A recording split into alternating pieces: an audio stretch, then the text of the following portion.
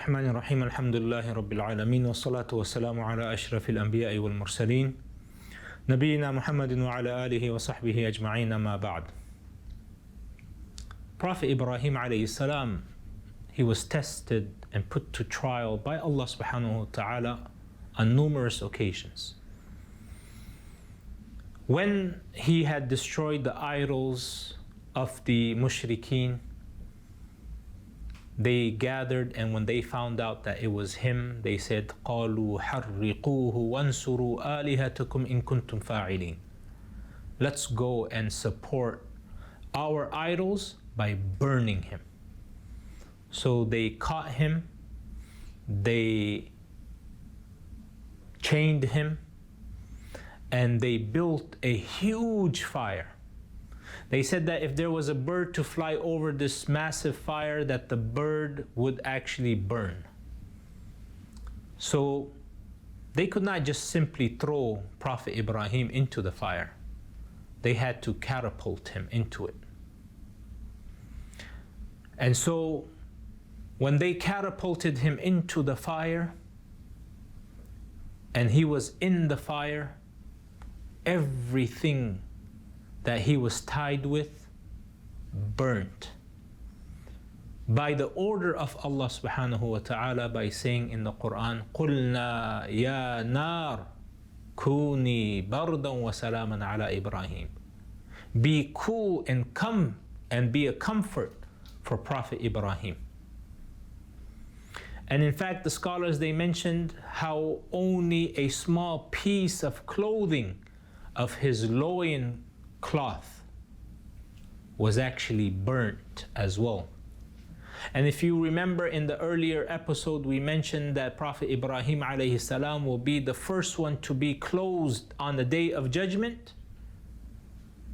It is because of that small piece of clothes that was burnt, in which some part of his body was exposed. And in honor of that, and to reward him and recompensate him for it, Allah subhanahu wa ta'ala will make him to be the first one to be closed on the Day of Judgment. My brothers and sisters,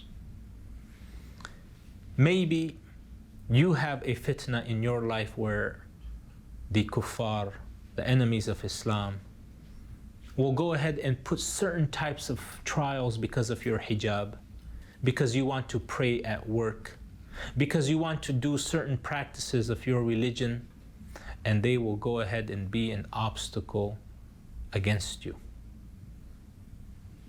Don't fear anyone. Don't be sad. Don't give up.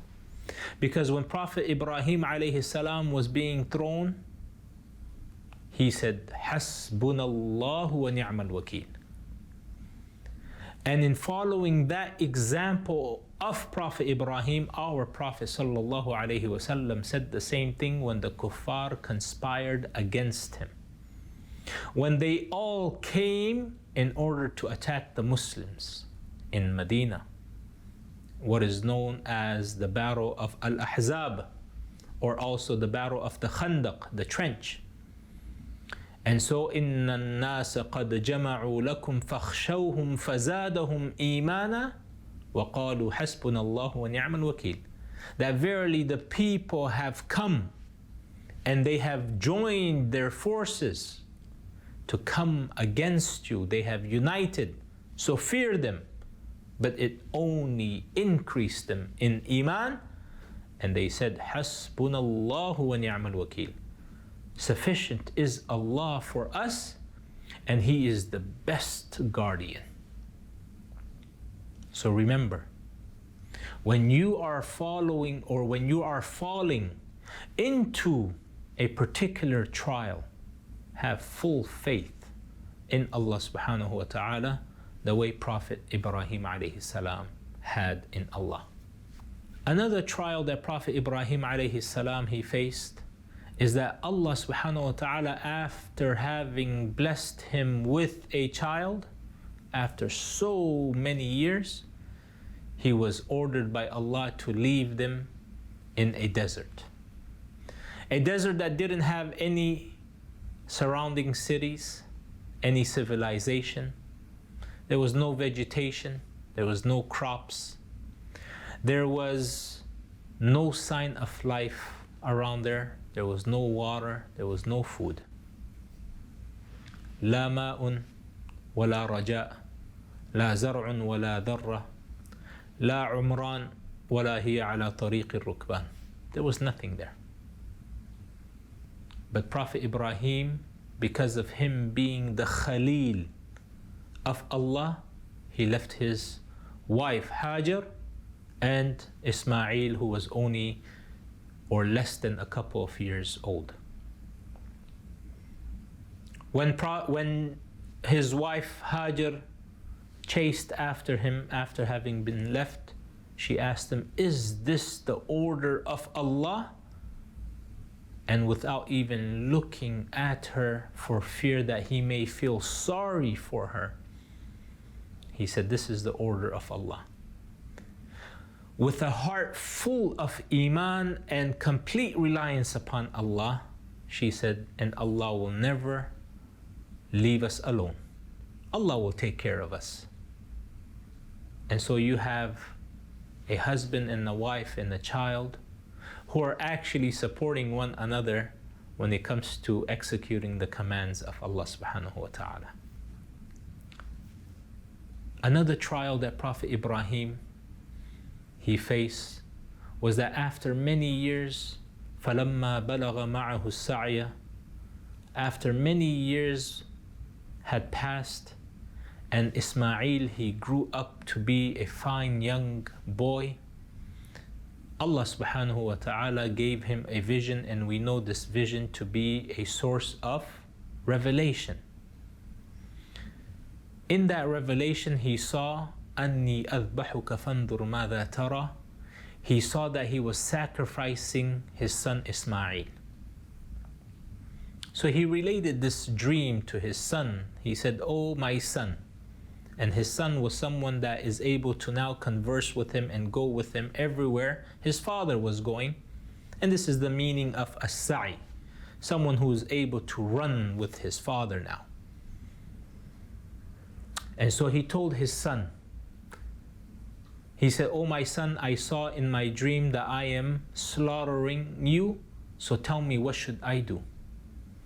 He did not tell his son because he wants a second opinion or he is doubting the command of Allah. He is telling his son in order to bring him on board with executing the commandment of Allah. And he wants to see whether his son is going to be in agreement with him or whether he is going to be opposing him, by which now he has to use force. So look at what this righteous son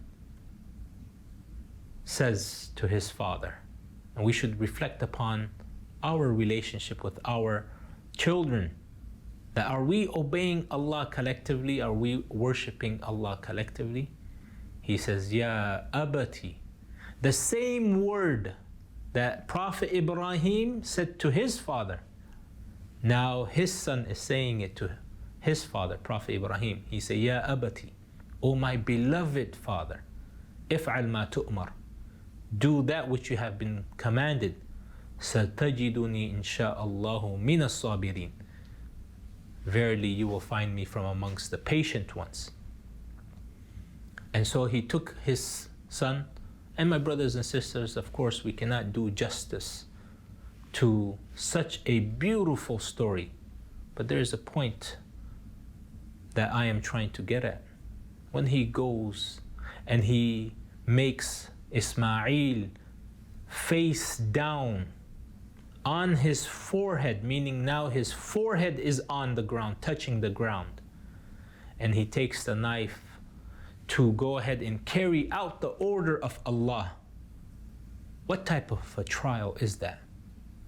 This was the greatest trial, the ultimate sacrifice that Ibrahim was going to give to Allah, more than any other trial that he faced. Maybe we are going through some sort of a trial with our kids. with our family members. Maybe Allah subhanahu wa ta'ala tested some of us with a mental deficiency in our kids, or a physical disability with our kids, or a religious deficiency with our kids. Don't give up. Don't lose hope in Allah. Whatever trials and whatever challenges you are facing, don't forget the power of dua. Don't forget your reliance upon Allah. Don't forget who can be saved from trials after Prophet Ibrahim. You carry on the commandment of Allah. Be faithful to Allah. Make your heart fully reliant upon Allah, and leave the rest to Allah subhanahu wa ta'ala. Who can be saved from trials after Prophet Ibrahim? Prophet Ibrahim, he went through so many trials, both within himself, both with his family, his father, his wives, and his children, with his people, him being a migrant from his country, him being away in foreign lands for the sake of Allah. Allah is not telling us to go ahead and sacrifice our children. Allah is not telling us to go ahead and do any of those types of tests that Allah put Prophet Ibrahim. But what Allah does tell us, that we worship Him with a heart full of Iman in Him, that we carry out His commandments, that we bring our family members on board when it comes to obeying Allah subhanahu wa ta'ala, that we love Allah the way He deserves to be loved, that we rely upon Allah the way He deserves to be relied upon. My brothers and sisters, who can be saved from trial after Prophet Ibrahim? Anything you're going through in life, make dua, have tawakkul upon Allah, and seek comfort and solace through the Quran and through the stories of the Prophet. This concludes our series with regards to the trials of Prophet Ibrahim. We hope that all of you have benefited, and we ask Allah subhanahu wa ta'ala to make us firm upon His religion. We ask Allah subhanahu wa ta'ala to forgive us for all of our major and minor mistakes, and to give us istiqamah and thabat, steadfastness upon His obedience. Subhanak Allahumma wa bihamdik. Ashhadu an la ilaha illa anta astaghfiruka wa atubu ilayk.